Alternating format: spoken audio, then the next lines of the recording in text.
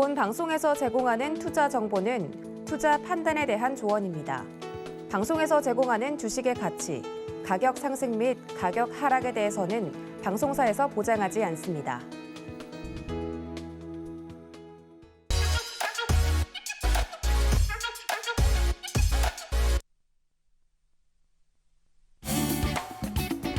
네, 안녕하세요. 주유소 1부에 이어서 주유소 2부 머니트렌드의 문도 활짝 열렸습니다. 저는 진행의 이혜은입니다.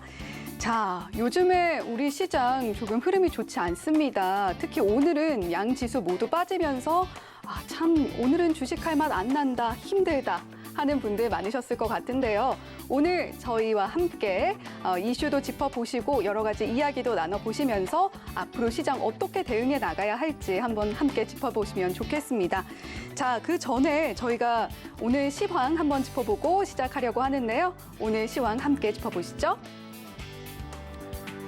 네, 오늘 시장 한번 보도록 하겠습니다. 자, 오늘 양지수 모두 2%대 하락폭 나타내면서 오늘 좋지 않은 모습 보여줬는데요. 코스피는 2,651포인트 선에서 코스닥은 900선이 붕괴된 881포인트에서 마감을 했습니다.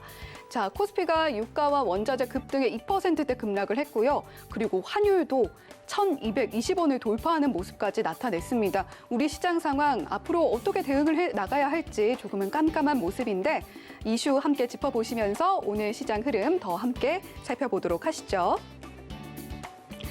네, 오늘의 이슈도 함께 살펴보도록 하겠습니다. 먼저 첫 번째 이슈입니다.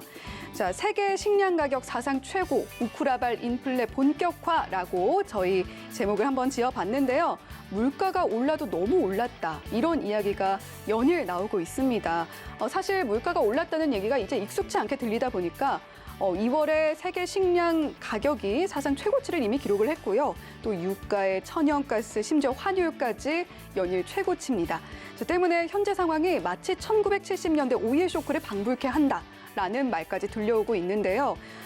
전쟁 이슈가 앞으로 어떻게 흘러갈지 종잡을 수는 없지만 우리가 그래도 시장에 대응해 나가려면 더 깊게, 더 자세하게 알아야겠죠. 잠시 후에 박원재 파트너와 함께 이 이슈 더 자세하게 짚어보기로 하고요.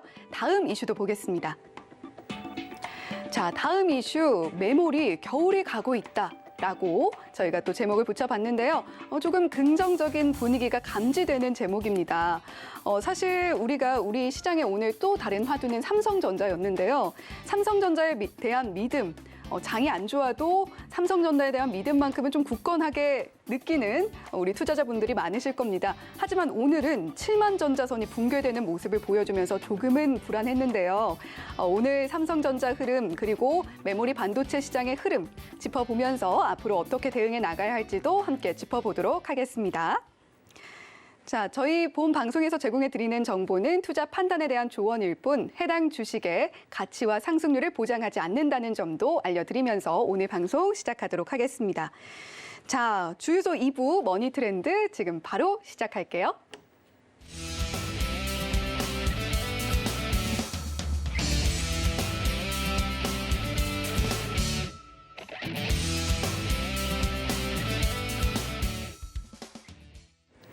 자, 오늘 우리 시장을 움직인 이슈들은 어떤 게 있는지 알아보는 머니 이슈 시간입니다. 자, 화면으로 만나보셨죠? 오늘은 박원재 파트너와 함께합니다. 자, 박원재 파트너님 안녕하세요. 네, 안녕하세요.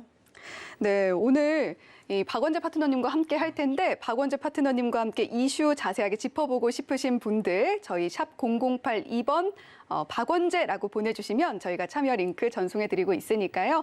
박원재라고 보내주시고 참여 링크 받아가셔서 저희 시장 함께 자세히 이야기 나눠보는 시간 가져보시기 바랍니다.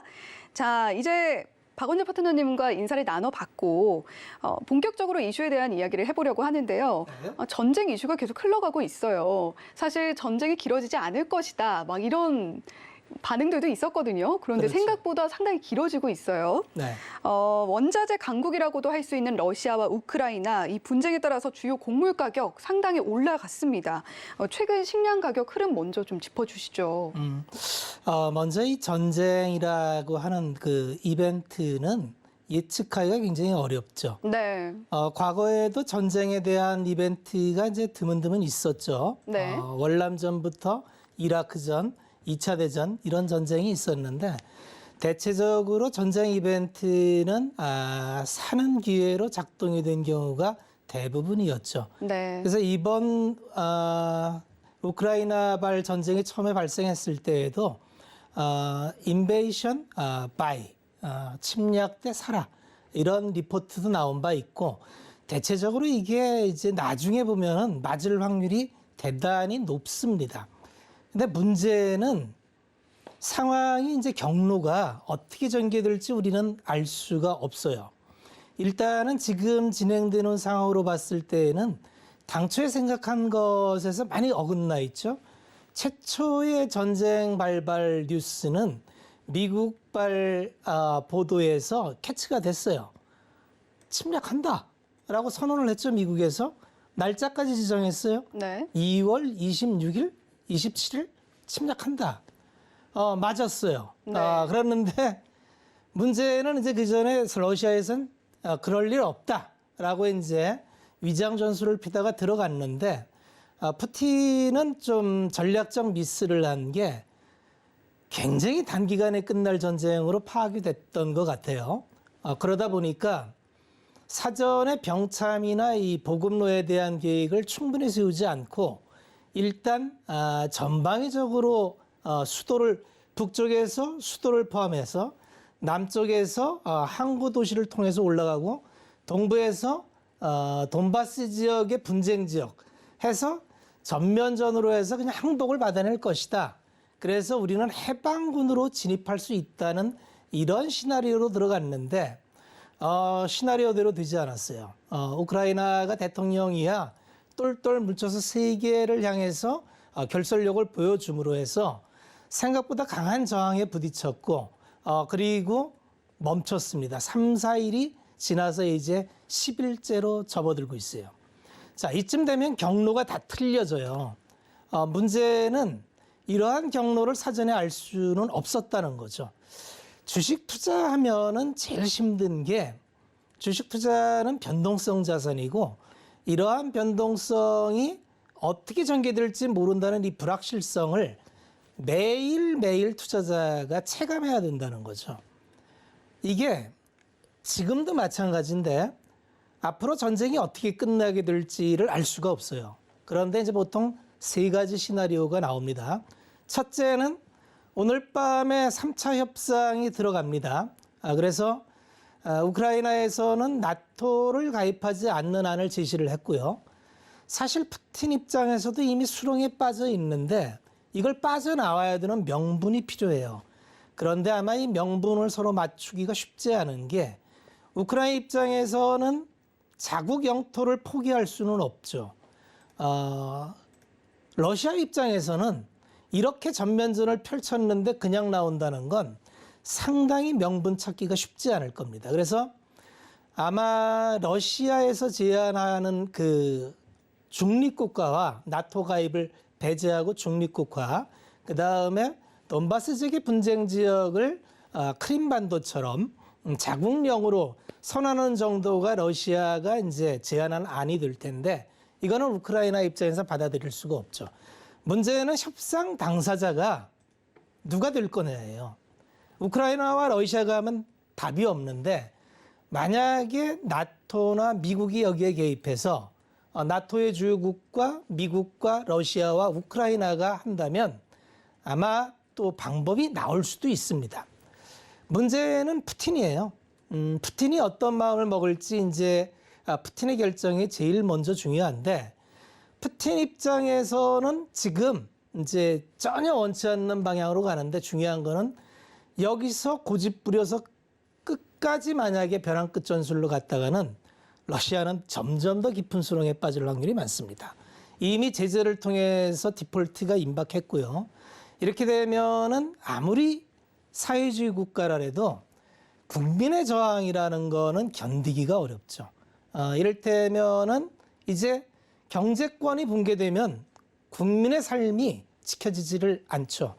자, 푸틴 입장에서 그래서 급해지니까 이제 금기어가 막 나오죠.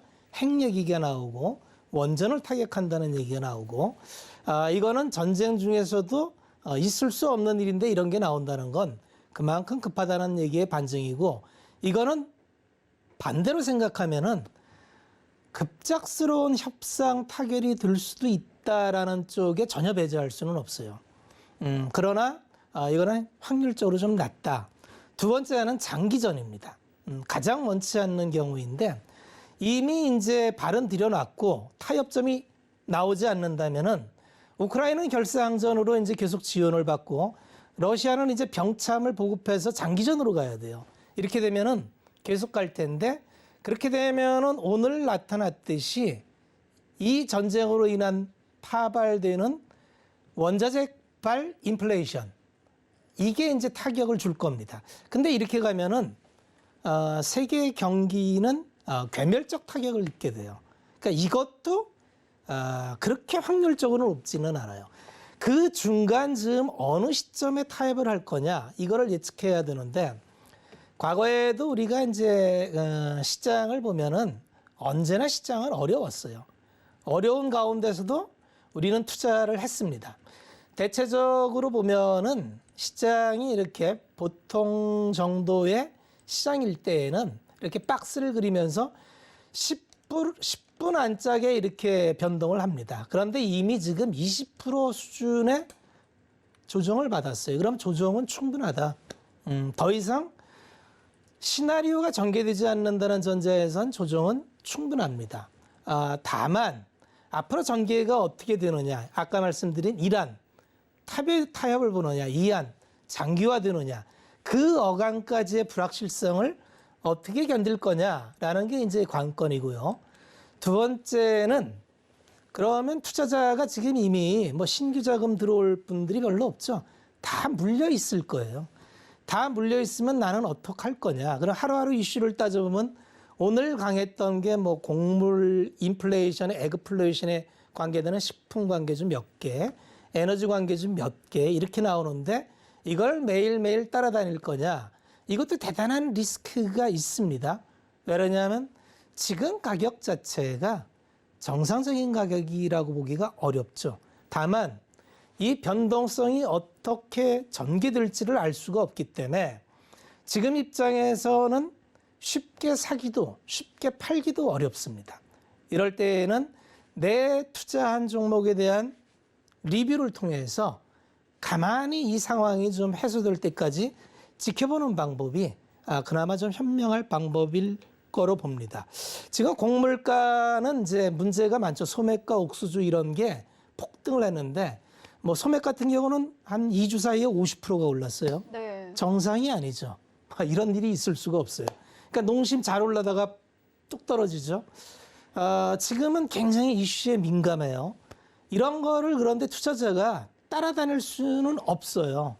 그러면 투자자는 지금 이 시점에서는 방향성을 잘 잡고 가격 전가가 안 되는 쪽은 과감히 포기해야 됩니다. 그리고 지금 내가 가진 종목이 버틸 만한 종목인지 버티기 어려운 종목인지 빠른 판단을 한 이후에 이런 구간에서 어차피 다 빠져 있어요. 어차피 다 빠져 있을 때 리밸런싱을 해야 됩니다. 이 리밸런싱 결과가 어차피 이 불확실성은 해소가 됩니다. 지금은 앞이 안 보이지만 이 불확실성은 해소가 되죠. 네. 계속 이렇게 가겠어요? 그럴 수는 없어요.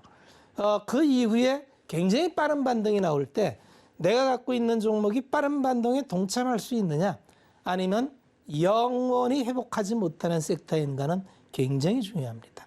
지금 투자자는 하루하루 일희일비할 게 아니라 그런 방향을 어떻게 설계할까 이런 시나리오를 전개하는 시간으로 삼으시는 게 좋겠다. 네. 이런 말씀을 드리겠습니다. 네, 지금 현재 이슈에 굉장히 민감한 시기인 만큼 내 종목이 과연 이 시장의 방향성에 맞게 잘 갈 수 있는 종목인지 아니면 그렇지 않은 종목인지를 빠르게 판단하고 이 시장의 흐름에 올라타야 한다. 이렇게 정리를 좀 해주셨습니다. 자, 이렇게 지정학적 리스크가 부각이 되면서 원유를 비롯해서 원자재 가격이 일제히 급등하고 있단 말이죠. 그에 따라서 인플레 압력도 상당히 커지고 있는데 이 물가 상승 압력 향후에 점점 더 높아질 걸로 좀 보고 계신가요? 이제는 인플레 시대가 왔다고 봐야 돼요. 네. 이게 이제 구조적인 문제인데 금리 차트를 한번 띄워줄 수 있으면 좋은데 이제 그 연준발 금리 차트 장기 차트를 보면은 1980년대, 70년대가 굉장히 하이퍼 인플레이션 시대예요. 저 때랑 지금 구간과 많은 비교가 많이 나오죠. 그때 이후에 금리는 40년을 계속 아래로만 갔어요. 40년을 한 방향이었다는 거죠. 네. 채권 투자하는 입장에서는 사면 무조건 수익 나는 구간이 40년을 진행했는데 세상의 모든 이치는 정반합이 돼요. 변증법적으로 중립의 형성이 됩니다. 이제 물가가 오른다는 거를 여태까지는 한 번도 의식한 적이 없었는데 이번 파고는 쉽지 않을 것 같아요. 어쨌든 금리가 빠른 시기에 올라갈 겁니다. 앞에 제 차트를 보시면 80년대 그때 기준금리를 인플레를 잡겠다고 존 볼커가 기준금리를 20%를 올린 적이 있어요. 미국에서. 그리고 지금 제로금리. 네. 이제 올립니다. 어디까지 올릴까요? 어디까지 올릴까요? 당초에는 중립금리 기준을 한 2% 수준을 봤어요. 네. 작년에 파월 의장이 계속 내내 했던 게 평균 물가 몰표제를 얘기를 했죠. 2%를 넘어가더라도 우리는 인내하겠다 이런 얘기를 했어요. 지금 인내가 가능할까요? 어렵지 않을까요? 못합니다. 왜냐하면 CPI가 일시적이 아니다. 이게 이제 지난 분기에 7.3%였고 아마 이번 주에 발표되는 CPI는 거의 8%에 근접을 할 겁니다.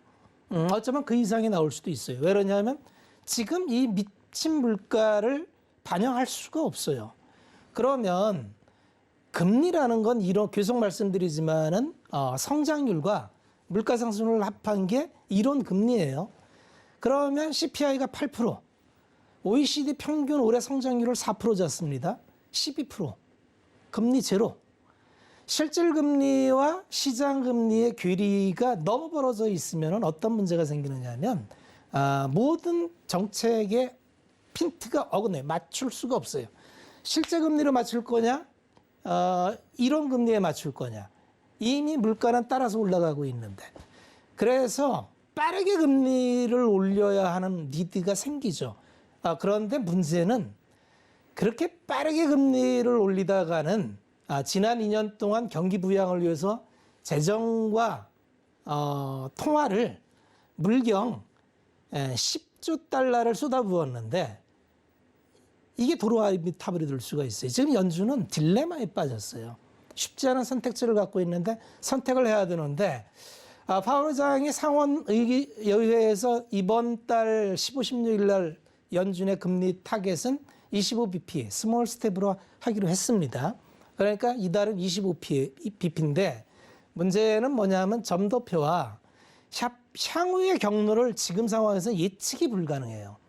지금 시장에서 제일 문제가 되는 거는 불확실성이에요.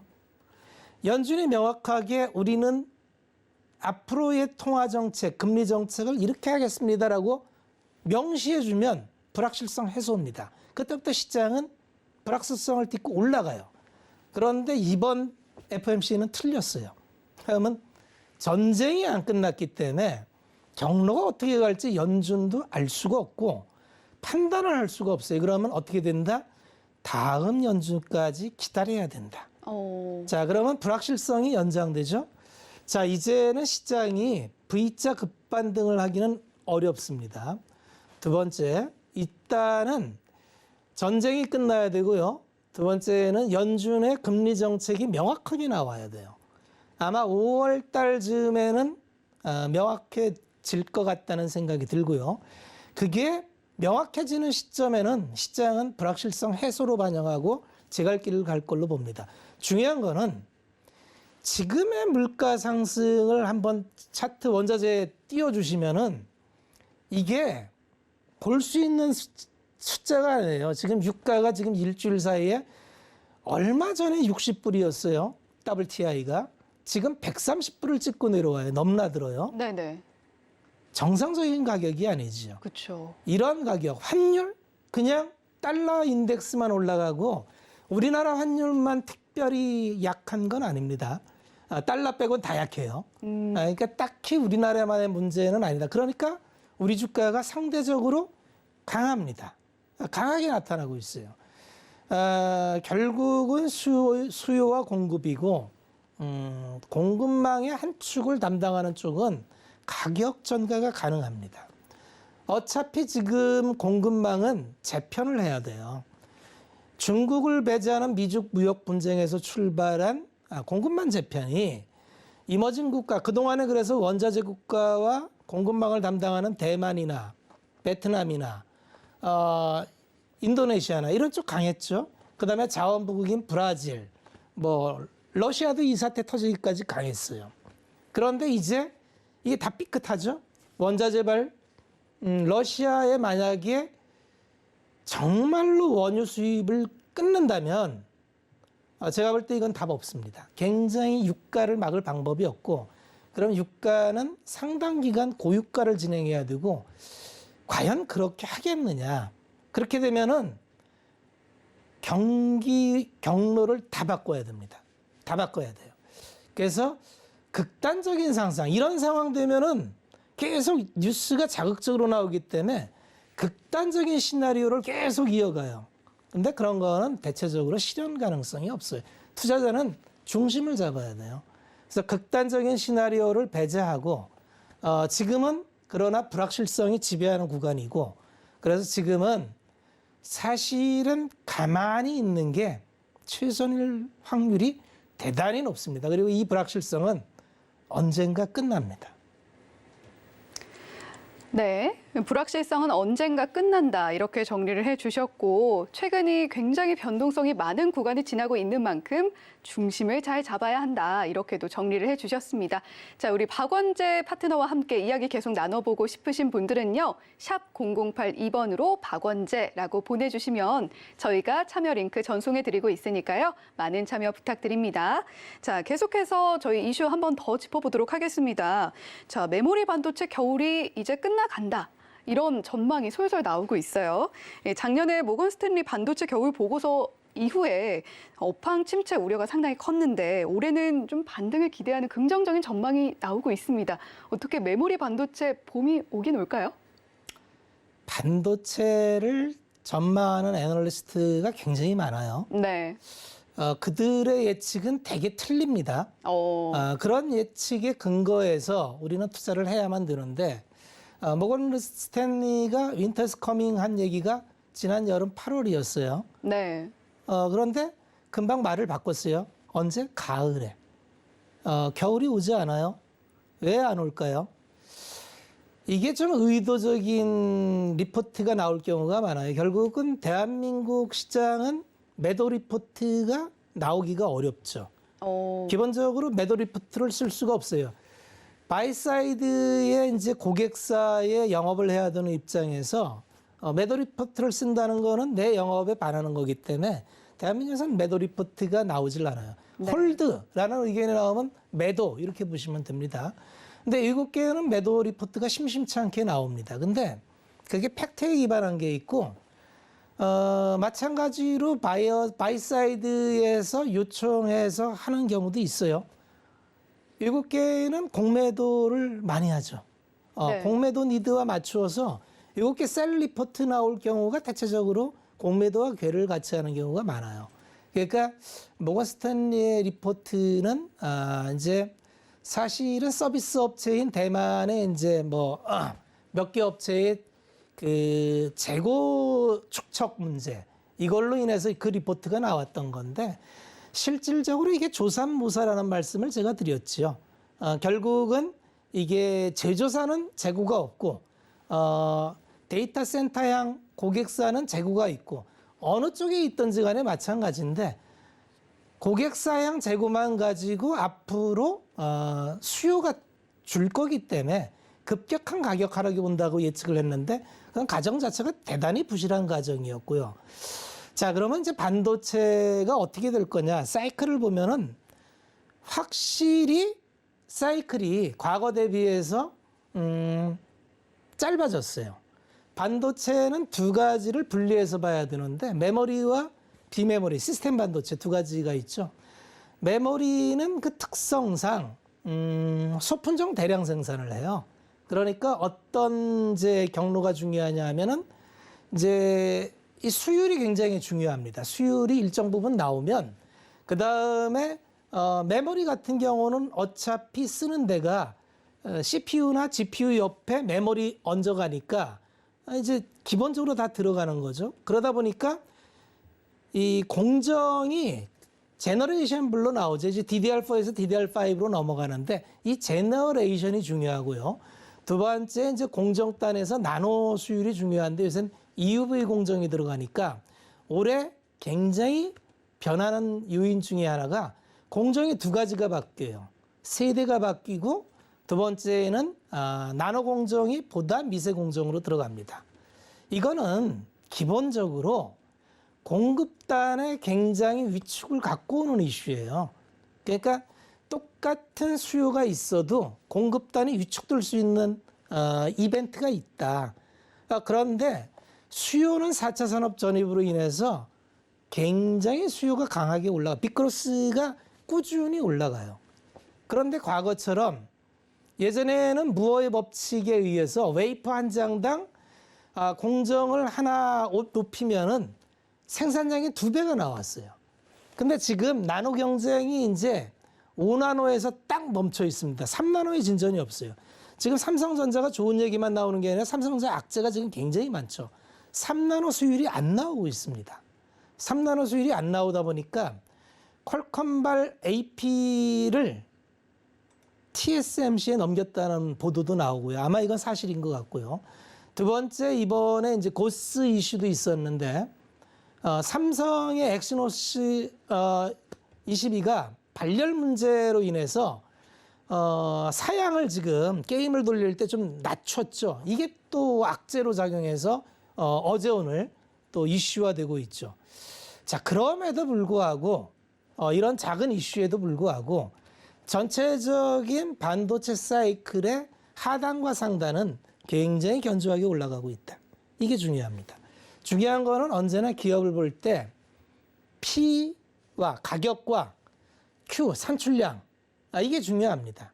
그 다음에 이제 코스트가 중요한데 웨이퍼 원자재가 요새 급격하게 올라가고 있어요. 코스트가 올라가는데 사실 반도체는 이거보다는 수율과 가격 전가, 이게 훨씬 중요합니다.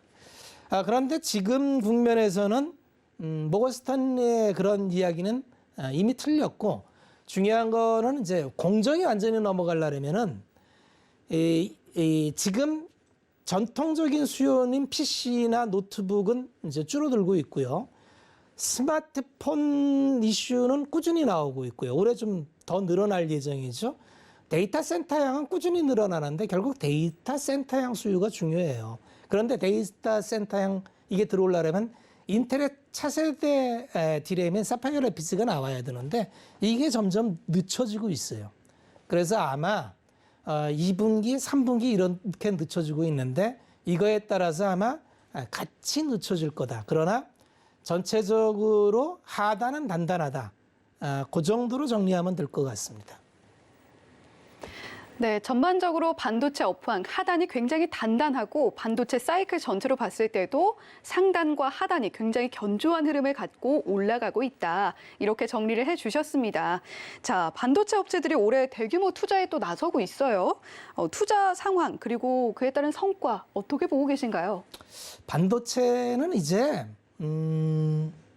국가 전략 자원이 됐어요. 네. 바이든 대통령이 회의 때마다 나와서 이제 웨이퍼 들고 나와서 안보 전략 회의를 하죠.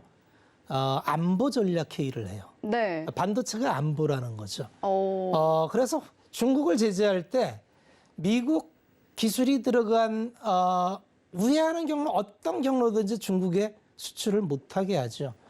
덕분에 중국은 이제 반도체 사이클이 굉장히 주춤해졌는데 전체적으로 반도체 그림을 보면은 사파전이에요. 설계 자산이 있고요. 설계 자산은 미국이 압도적 우위입니다. 네. 그 다음에 생산 라인은 대한민국이 압도적 우위예요. 그 다음에 비메모리 반도체는 대만이 압도적 우위인데 대만은 비메모리 반도체는 패키징과 같이 연결이 될 수밖에 없어서 네. 대만은 패키징 쪽에 후공정이 강해요. 그래서 이런 쪽의 사이클이 있고 일본은 과거부터 사실은 미국에서 반도체를 들여왔다가 미일 반도체 협정 때문에 헤게모니를 대한민국에 넘겨줌으로 해서 생산을 잃어버렸지만 일본은 소부장 강국입니다. 이렇게 되다 보니까 지금 이제 안보 전쟁, 기술 전쟁이 진행되는데 대한민국이 사실 외로워요. 왜 외롭냐 하면 삼성전자, 하이닉스 외에 이게 97%고 네. 나머지가 없어요. 근데 일본과 대만이 요새 같이 손잡고 협력을 합니다. 왜냐하면 니드가 대만은 생산 시설은 있는데 이게 시스템 반도체고 메모리 쪽은 약하죠. 두 번째에 후공정 패키징은 드는데 소부장이 약해요. 그런데 일본은 대한민국과 먼저 반도체 소부장 전쟁을 벌이면서 출금제하는 바람에 대한민국은 껄끄러우니까 네. 얘들도 반도체를 일으키고 싶은데 그래서 대만과 손을 잡아서 TSMC가 일본에 가서 팹을 세워요. 거기에 일본은 세금 지원을 합니다. 네. 자, 이렇게 되다 보면 대한민국이 이게 홀로 삼성전자와 하이닉스가 싸워야 되는 이런 국면이 돼버려요. 이러한 부분은 좀 국가적인 차원에서 우리도 반도체 입법을 통해서 뭐 지원한다고 했는데 좀 아직까지 제대로 안 되고 있죠. 이러한 부분은 지금 국가 대항전이 돼버렸어요. 지금 반도체 없이는 4차 산업은 한 발짝도 못 나가는 상황이고, 그나마 대한민국이 이 글로벌리로 주요한 산업의 팹을 다 갖고 있기 때문에 이 인프라를 정말 잘 지켜야 된다는 생각이 듭니다. 여기 지금은 국가 대항전의 전쟁 국면이기 때문에 그리고 전부 자국의 리쇼링을 추진을 해요. 정말 그 응원할 수밖에 없고 삼성전자와 하이닉스를 응원해서 대한민국의 생태계가 좀 바로잡을 수 있으면 그런 바람을 바라봅니다. 네, 이렇게 들어봤고요. 또 이번 이 반도체 이슈와 관련해서 관련주들의 흐름도 간단하게 짚어주시죠. 지금 이제 반도체 같은 경우는 한번 요걸 보시면은 지금 시장의 흐름을 보려면 탑다운 방식으로 업종별 흐름을 보면 좋아요. 지금 종합주가 지수가 이런데 대형주의 차트와 중형주 차트, 소형주 차트가 전혀 다르죠. 지금은 대형주가 움직일 수가 없어요. 대형주가 움직이려면 외국인이 들어와야 되고 외국인이 들어오려면은 매크로 이슈가 안정이 돼야 됩니다. 지금 나타나는 전쟁발 이슈와 금리 이슈가 안정이 돼야 돼요. 네. 이게 언제 확정된다 그랬죠? 빨라야 5월. 당분간은 대형주가 가기 쉽지 않아요. 그러면 아까 이야기 드린 대로 반도체는 지금 삼성전자와 하이닉스가 다 한다 그랬죠. 삼성전자가 8만 점자 갑니다 한 게 엊그제인데 지금 차트를 보시면 쭉 밀려서 이만큼 내려와 있어요. 오늘 7만 원이 흔들흔들합니다. 이게 그렇죠. 삼성전자의 문제라기보다는 지금 매크로 이슈 때문에 이렇다고 봐야 돼요. 지금 지수가 올라갈 수가 없는 상황이기 때문에 이런 거고 하이닉스가 그나마 잘 버텨주다가 하이닉스도 최근에 좀 많이 빠졌죠. 그래서 지금 반도체는 매크로 이슈와 같이 가는 중이다 이렇게 생각하시면 되고요. 사실 우리나라뿐만 아니라 미국도 빅테크 기업이 거의 뭐 한 20% 이상 빠져 있는 상태이고 숫자가 안 나오는 무늬만 성장주는 지금 거의 뭐 50%에서 70% 빠져 있는 상태이기 때문에 지금 상황이 특별히 이상한 상황은 아닙니다. 다만 소부장 쪽으로 들어가면은 이제 조금 상태가 좋은 쪽은 있어요. 그 좀 분별해서 보시면은 지금 기회에 확실하게 방향에 나오는 섹터, 지금 담아갈 섹터가 뭔지 좀 정리를 해두시면 좋을 시기가 아닌가. 그 정도로 말씀을 드리겠습니다. 네, 일단 시장에 상존하고 있는 이슈들이 좀 정리가 돼야 하는데 그 시기를 5월로 잡아주셨고요. 대형주와 중소형주의 전략을 좀 다르게 가져가야 할 것 같다라고 말씀을 해주셨습니다. 자, 이렇게 박원재 파트너와 함께 저희 시장의 이슈들 분석해 봤는데요. 계속해서 더 많은 이슈 나누고 이야기하고 싶으신 분들 샵 0082번으로 박원재라고 전송해 주시면 저희가 참여 링크 보내드리고 있습니다. 또는 QR코드 스캔해 주시면 참여 링크 역시 보내드립니다. 전해드리도록 하겠습니다. 자, 이렇게 머니 이슈 오늘 시장을 움직인 이슈 살펴봤고요. 오늘의 가장 핫했던 섹터도 짚어봐야겠죠. 머니 섹터로 이어가 보도록 하겠습니다.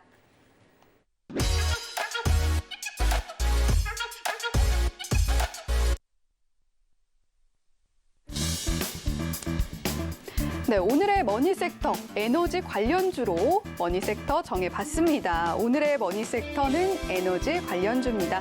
자, 요즘에 아무래도 전쟁 이슈 때문에 에너지 관련주들의 부상이 눈에 띄고 있는데요. 오늘 에너지 관련주 섹터의 흐름 함께 짚어보도록 하겠습니다. 네, 박원재 파트너님, 저희 에너지 관련주로 오늘의 머니 섹터 짚어봤는데요. 에너지 관련주 흐름 어떻게 보시나요? 에너지 관련주가 뜨는 건 뭐 너무나 당연하죠. 네네.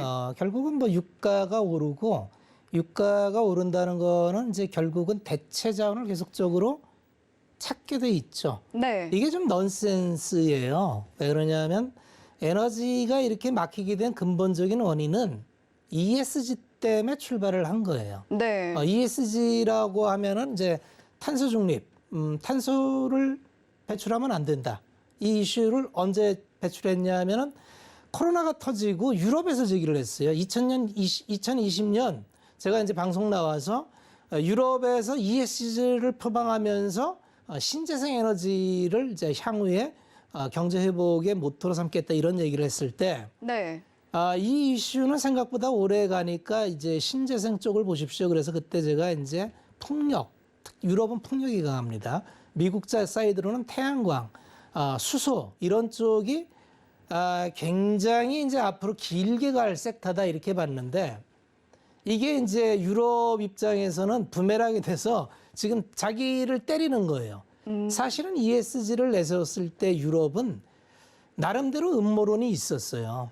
왜냐하면 유럽은 딱히 산업이랄 게 없이 모든 게 이머징 국가로 넘어갔는데 우리도 뭔가 경기를 회복시킬 수 있는 플랜을 잡기 위해서는 경쟁력을 좀 갖추려면 이머징 국가보다도 우리가 경쟁을 가질 수 있는 게 에너지원이 풍력이 많다 그랬죠. 네. 그래서 유럽은 에너지 믹스를 친환경으로 이미 돌려놔서 풍력 비중이 대단히 높아요. 그 다음에 에너지는 이제 천연가스를 러시아로부터 파이프로 들여와서 노스트림이나 러시아로부터 들어오는 파이프가 한 10대 개 됩니다. 그러니까 그러면 이게 단가가 굉장히 싸요. 네. PNG로 들어오는 단가는 입방미터당 한 1.5불 뭐 이 정도 되는 건데 그게 지금 30불 가 있는 거예요. 그러니까 세상이 이거는 감당할 수 있는 게 아니에요. 그러니까 유럽은 에너지 믹스가 완전히 이제 어긋나 버렸고 두 번째는 하필이면 작년 여름에 이제 그렇게 바람이 많이 불던 지역에 바람이 안 불면으로 인해서 풍력 발전량이 뚝 떨어졌죠. 그러니까 에너지 대란이 일어나고 전기가 쇼티지 나고 문제는 지금도 유럽이에요. 유럽은 이 부분을 해결할 수가 없어요. 네. 왜 그러냐면 에너지 믹스를 실패해서 이번에 원전발 이슈에 크게 놀랬던 게 지금 유럽이 거의 5% 6%씩 빠지고 오늘도 빠지던데 왜 그러느냐. 에너지를 지금 바로 대체할 수 있는 수단이 없습니다. 그러면 러시아를 배제하고 미국이나 카타르에서 LNG를 실어 나르고 다양스러운 거는 이스라엘과 터키에서 새로운 유전이 발견돼서 지금 PNG로 남유럽을 들어가고 있어요. 그러니까 러시아를 근데 대체할 물량은 안 돼요. 다만 대체를 찾는데 문제는 뭐냐면 만약에 러시아가 정말 그 에너지 시장에서 퇴출되면은 그걸 대체할 수 있는 단기간에 대체할 수 있는 국가는 없습니다. 없다고 봐야 돼요. 그럼 에너지라는 거는 개발 과정 자체가 5년에서 7년 걸리고 두 번째는 ESG라는 명제는 아직도 유효해요. 그러면 탄소 배출을 많이 하는 건 제약시 해놓고 이제 부족하다 해서 개발하겠습니까? 내가 돈을 그게 천문학적으로 들어가야 되는데 네. 조 단위로 들어가야 되는데 투자하기가 쉽지가 않아요. 그렇죠. 그러면 이 수요와 공급의 어떤 딜레마를 신재생이 채울 수 있는 기간은 먼 훗날이고 그래서 에너지 믹스의 실패로 인해서 이 에너지는 생각보다 좀 오래 갈 확률이 많아요. 그렇게 본다면 지금 이제 정제 마진 뭐 이런 거는 사실 지금 유가가 정상이 아니에요. 계속 130불대 유지할 수는 없는 건데 결국 이것도 결국은 러시아가 어떻게 해결되느냐에 달려있기 때문에 지금 뭐 섣부르게 뭐 유가가 얼마 간다, 뭐 정리된다 이렇게 얘기할 수도 없는 문제라서 그래서 모두에 말씀드렸듯이 지금은 뭘 예측해서 할 수가 없는 상황이다. 그리고 지금의 가격은 다 정상 가격이 아니에요. 그렇잖아요. 지금은 특수한 상황이잖아요. 전쟁이라는. 네. 그래서 뭐 이런다면 저런다면 러시아에서 에너지 공급이 끊어진다면 뭐 그래서 뭐 당장 안 들어간다면 원전도 가동이 안 된다면 전부 if에 기반한 과정이기 때문에 그렇게 하는 건 사실 투자에 큰 도움이 안 되고요. 중요한 거는 방향을 봐야 되는데 에너지가 이제 에너지 믹스가 실패했기 때문에 이거 밸런스 잡을 때까지는 굉장히 시간이 많이 필요하고 그 기간 동안에 유가가 떨어지기는 쉽지 않아 보입니다. 그런다고 130불이 유지되지는 않겠죠. 네. 그래서 이 에너지 믹스에 관련된 섹터들 요새 뭐 올라가는 건 뭐 정제 마진 들어가는 S-오일이나 그다음에 석유 관련되는 뭐 한국 석유 뭐 이런 것들이 가고 가스공사 이런 거 가는데 뭐 가격 대비해서 그렇게 뭐 비싸 보이지는 않은데 문제는 언제나 주식은 위치가 중요해요. 위치. 그러니까 이 방향이 맞다고 해도 이렇게 바닥에서 올라온 상태에서 내가 뛰어든다는 건 모멘텀 플레이를 하는 거고 네. 모멘텀 플레이는 반드시 내가 나올 자리를 확실히 알고 굉장히 발빠르게 대응할 수 있는 사람만 할 수 있는 거예요. 네네. 근데 대부분의 일반 투자자는 못해요. 그걸 내 거다 생각하면 안 되고 나는 이 구간은 피해야 될 구간. 그러니까 이 구간을 내가 이길 수가 없어요. 이 불확실한 구간을. 그러니까 이 구간은 나는 피한다. 피하려면 어떻게 갈 거냐. 그러면 지금 현재 많이 빠져 있는 구간에서 다음에 어떤 게 제일 빨리 올까? 이거를 참는 거를 지금 투자자가 해야 될 일로 봅니다. 네. 네, 지금 에너지 관련주 섹터에 대해서 짚어봤는데요. 아무래도 지금 전쟁 중이기 때문에 이 상황이 오래 가지는 않을 것이고 분명히 끝이 있다라고 정리를 해주셨습니다. 자, 저희 에너지 관련주 섹터, 오늘의 머니 섹터로 선정한 것에 대해서는 우리 투자자분들께서도 다들 공감을 하실 것 같은데요. 그만큼 종목에 대한 고민도 갖고 계실 것 같습니다. 문자로 종목 상담 받아봤는데요. 오늘 종목 상담 어떤 내용이 들어왔는지 한번 만나보도록 하겠습니다. 자, 오늘의 종목 상담 내용 한국가스공사 방금도 언급을 해주셨는데 한국가스공사고요. 매수가는 41,200원 그리고 5%의 비중 말씀을 해주셨습니다. 오늘 한국가스공사 흐름을 보면요. 47,000원에 종가가 형성이 돼 있고 이 종가보다는 조금 낮은 가격에 매수를 하신 분인가 봐요. 어떻게 보시나요? 매수 가격이 41,200원이시면 좀 많이 수익이 나 있는 상태잖아요. 그렇죠. 수익이 나 있는 상태에서는 그냥 지금 가격에서는 한국가스공사는 모멘텀을 확실히 탔다고 봐야 되겠죠. 네. 왜냐하면 그 한국가스공사는 사업 구조 자체가 독점 수입해서 독점 배분을 해요. 다만 가스 가격이 통제를 받죠. 그래서 마진이나 이걸 자기가 임의롭게 폭넓게 할 수 없다는 단점은 있습니다만 이런 걸 보려면은 PBR 차트를 보면은 좀 편합니다. 그래서 재무 차트를 이렇게 보시면은 PBR 차트가 나오는데 한국가스공사의 PBR이 과거에 좋았을 때는 1배수 넘을 때도 있는데 현재 PBR이 지금 뭐 거의 바닥권에 나와 있죠. 0.3배 이렇게 돼 있는데 최근에 올라와 있으니까 지금 PBR 차트가 얼마 나오냐면 0.5 수준이에요. 그러면 그 중간 단인 0.7까지 본다. 그러면 뭐 한 5만 원 초반대가 보입니다. 그러니까 이런 자산주 투자할 때에는 히스토리컬 섹터를 이익이나 이런 걸로 보지 마시고 자산으로 보세요. PBR 팩트로. 그러면 1.3에서 0.3 사이에 딱 걸치면 한 0.7 수준 나오죠. 지금 0.5 수준인데 한 0.7까지 보면 한 5만 2천 원 수준 나올 거예요. 그 수준까지 보면은 적정하지 않겠나 이렇게 보입니다. 네. 자, 자, 오늘의 머니섹터 에너지 관련주 그리고 그 관련주 한국가스공사에 대한 종목 상담 듣고 왔습니다.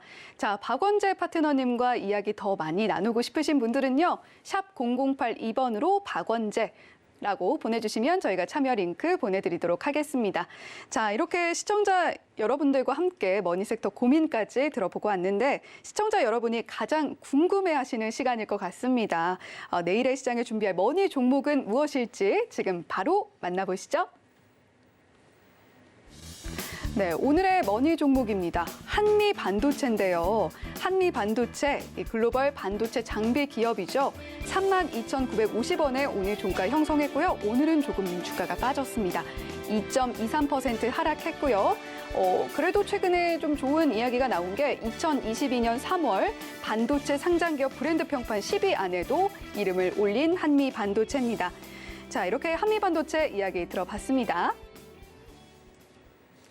네, 파트너님 오늘 한미 반도체 머니 종목으로 선정을 해주셨어요. 이 머니 종목으로 선정해 주신 이유 뭔지 궁금하고요. 자세한 전략도 함께 공개를 해주시죠. 사실은 지금 시장의 섹터에 맞는 건 에너지나 뭐 네. 곡물이나 이런 거예요. 그런데 말씀드렸지만 우리가 이제 종목을 볼 때 종목의 위치가 굉장히 중요합니다. 종목의 위치가 내가 기다리면 되는 종목인지 얼른 쫓아가서 얼른 나와야 되는 종목인지 이걸 좀 구별해서 볼 필요가 있는데 지금 시장은 지수가 빠진 덕분에 좋은 종목이 많이 빠져 있어요. 그러면 좋은 종목이라는 조건과 많이 빠진 조건 두 가지를 부합해야 되는데 한미반도체는 우리 국내 장비 업체 중에서 원익 IPS와 더불어서 시가총액 1, 2위를 다투는 대표 종목이에요. 아까 모두에 설명드렸듯이 반도체는 아쉽게도 국내에는 생산업체만이 전부예요. 그래서 삼성전자와 하이닉스 두 축만 있는데 한미반도체는 주력으로 하는 게 비전 플레이스먼트라고 후공정 섹터에 이제 패키지가 나오면 이거를 이제 후공정에서는 이제 자르고 깎고 씻고 옮기고 뭐 이런 걸 해야 되는데 그걸 일괄적으로 다 해주는 게 비전 플레이스먼트라는 장비예요. 네. 이 장비가 이제 주된 이제 한미반도체의 영업이다. 그래서 프리미엄을 주로 좀 받아요. 재무 추이를 보면은 아주 아름답습니다. 매출 추이가 꾸준히 올라가고 있고요. 최근 들어서 성장력이 굉장히 점핑되고 있죠. 올해 추정 이익이 4,300억 매출에 영업이익을 1,400억 봐요. 성장이 가시화되는 국면에 들어와 있다. 이렇게 보시면 되고 그럼 지금보다는 좀 프리미엄을 받을 위치. 그런데 내년까지도 성장이 가시적으로 폭발적으로 나온다. 이렇게 나와 있는데 그 이유는 앞으로 이제 비전 플레이스먼트 더해서 여기에 이제 내재화 문건까지 이제 나와 있어요. 이거 부품을 일본에서 수입해다가 했었는데 이것도 내재화가 가능해졌고요. 그 다음에 이제 검사 장비 쪽으로도 카메라 모듈 쪽에 검사 장비 쪽으로도 이제 진출이 돼 있고 신산업이 많이 들어가 있습니다. 그 다음에 메타그라인더라고 이제 아주 고단위의 그 웨이퍼는 뒷면을 이제 좀 깎아야 되는데 그런 것까지 지금 차세대 성장 동력으로 준비하고 있어서 주가 차트를 보면은 1년 동안 아주 잘 횡보돼 있어요. 1년 전의 주가나 지금이나 똑같습니다. 최근의 성장 속도로 봤을 때 이 정도면은 좀 들어갈 만한 위치가 되지 않을까. 그래서 오늘의 종목으로 한미반도체를 소개시켜 드립니다. 네, 오늘의 머니 종목은 한미 반도체로 선정을 해주셨습니다. 목표가를 좀 정해드려야겠네요. 네네. 현재 한 32,000원인데 직전 고점이 41,000원이에요. 목표가는 뭐 5만 원 정도 잡을 수 있는데 단기적으로 그냥 4만 원 잡으시면 적절할 것 같고요. 손절가는 굳이 잡아드리지 않겠습니다. 네, 힘이 있는 종목인 만큼 손절가는 정해주시지 않으셨고요. 4만 원 단기적으로 보라라고 조언을 해주셨습니다. 자, 한미 반도체에 대해서 증권가 리포트도 한번 살펴보도록 하겠습니다. 어떤 내용이 나와 있을지 지금 바로 만나보시죠. 네, 한미반도체 증권사 리포트 내용입니다. 먼저 이베스트에서 나온 내용인데요. 2021년 4분기 잠정 실적 기대치에 부합한다라고 목표가는 4만 1,000원으로 제시가 됐습니다. 그리고 삼성에서도 리포트가 나왔는데 파운드리와 기판 투자 확대의 수혜주다 이렇게 정리를 한마디로 했네요. 목표가는 4만 7,000원으로 다소 높게 책정이 되어 있습니다. SK는 2022년에도 계속되는 성장과 이익 개선 스토리라고 한미 반도체를 설명했고요. 목표가는 역시 4만 7,000원으로 제시를 했습니다. 네, 이렇게 한미 반도체에 대한 증권사 리포트 들어봤고요. 자, 우리 박원재 파트너님과 계속해서 더 많은 시장 이야기 나누고 싶으신 분들은요. 샵 0082번으로 박원재라고 보내주시면 되겠습니다. 그리고 또는 QR코드 스캔하셔서 입장해 주시면 되겠고요. 네, 파트너님 내일 또 오전부터 네. 공개 방송이 있으시다고요? 10시에 공개 방송을 진행을 합니다. 네. 보통 이제 제가 하는 방송은 뭐 종목을 뭐 이렇게 하거나 이런 거보다는 전략, 지금의 시장에서 어떤 자세로 다음을 준비하면 되는가, 방향성, 이런 거를 주로 강의를 하니까 관심이 있으신 분들은 들어오시면은 앞으로 투자하시는 데 도움이 많이 되실 것 같습니다.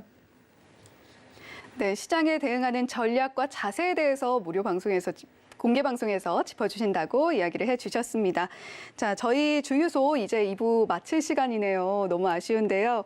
서울경제TV의 주유소는 자본시장통합법을 준수합니다. 1:1 투자 상담, 유사 수신 행위 등 불법 행위를 하고 있지 않다는 점을 금지하고 있다는 점을 알려드리겠고요.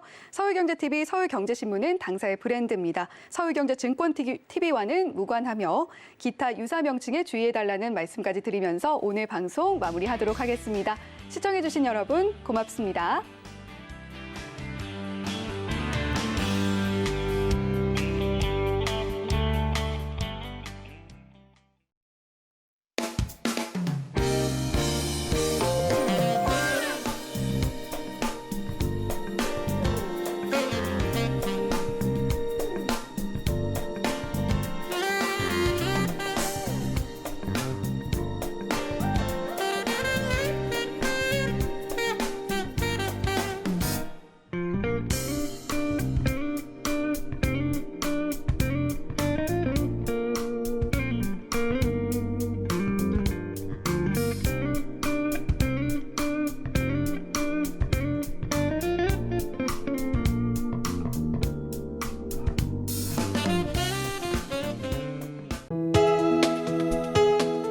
본 방송에서 제공하는 투자 정보는 투자 판단에 대한 조언입니다.